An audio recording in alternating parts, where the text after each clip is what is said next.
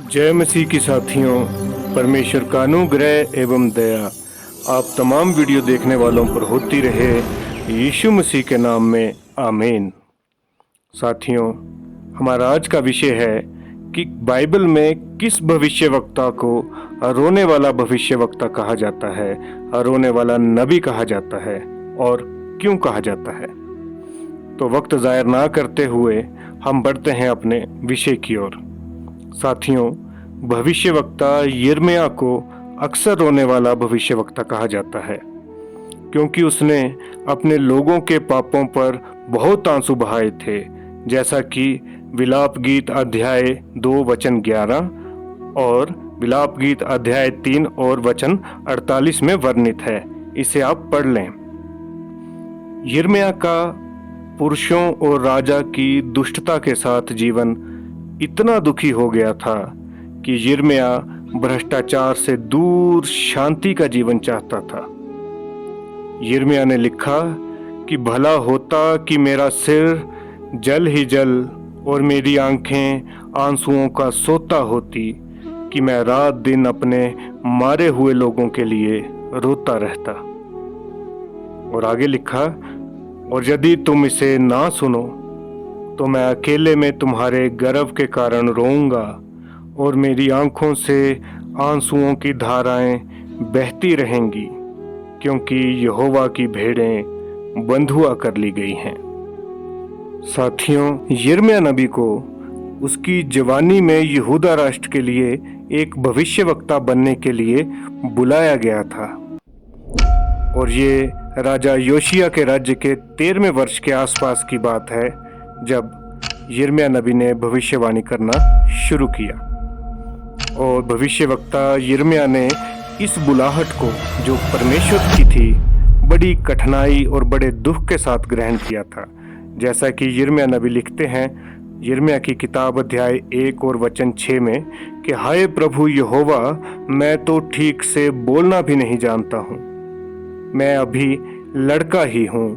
तब यहोवा ने हाथ बढ़ाकर मेरे मुंह को छुआ और कहा कि देख, मैंने अपने वचन तेरे मुंह में डाल दिए हैं। सुन, मैंने आज के दिन तुझे जातियों और राज्यों पर अधिकारी ठहराया है, उन्हें गिराने और ढा देने के लिए, उन्हें नाश करने और काट डालने के लिए, या उन्हें बनाने या रोपने के लिए।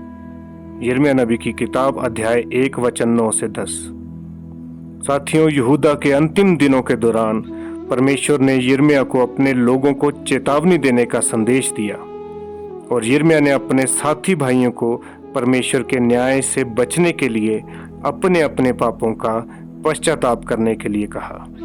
लेकिन दुर्भाग्य से यिर्मयाह ने 40 वर्षों तक प्रचार किया और भविष्यवाणी की, लेकिन अधिकांश लोगों ने अपने दिल दिमाग को बदलने और मूर्ति पूजा से दूर होने से इनकार कर दिया।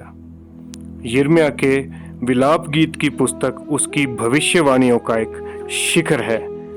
विलाप गीत की पुस्तक परमेश्वर के दंड की निश्चित पूर्ति की गवाही देती है, फिर भी इसका संदेश आशा रहित नहीं है। निराशा की तस्वीर के माध्यम से उम्मीद की एक आशा चलती है कि प्रभु क्षमा करेंगे और अपने लोगों के कष्टों को दूर करेंगे।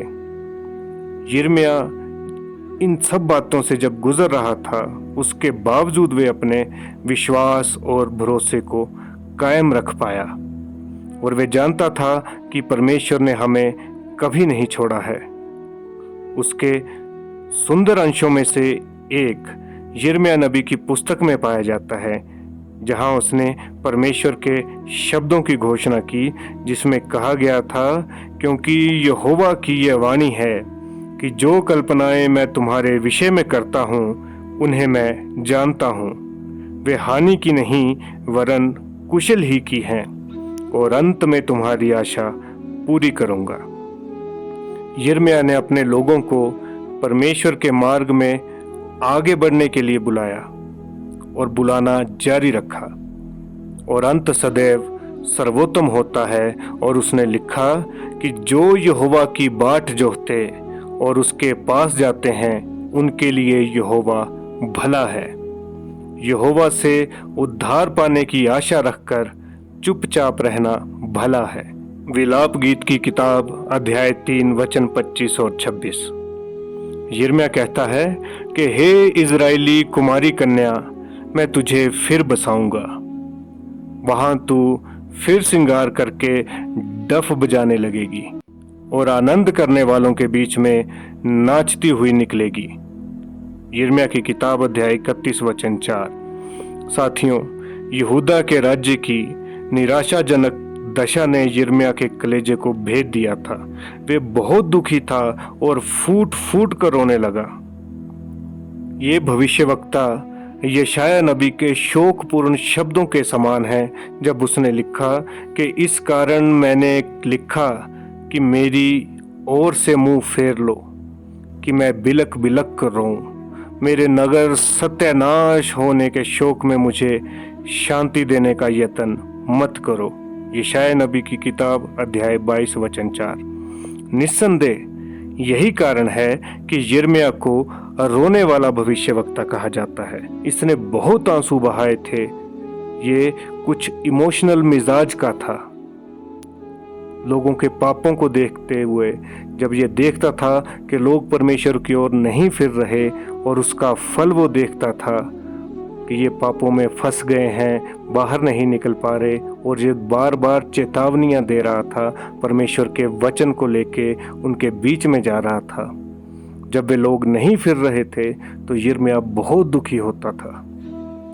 ये रोता रहता था, जैसा कि हमने तमाम वचनों में देखा।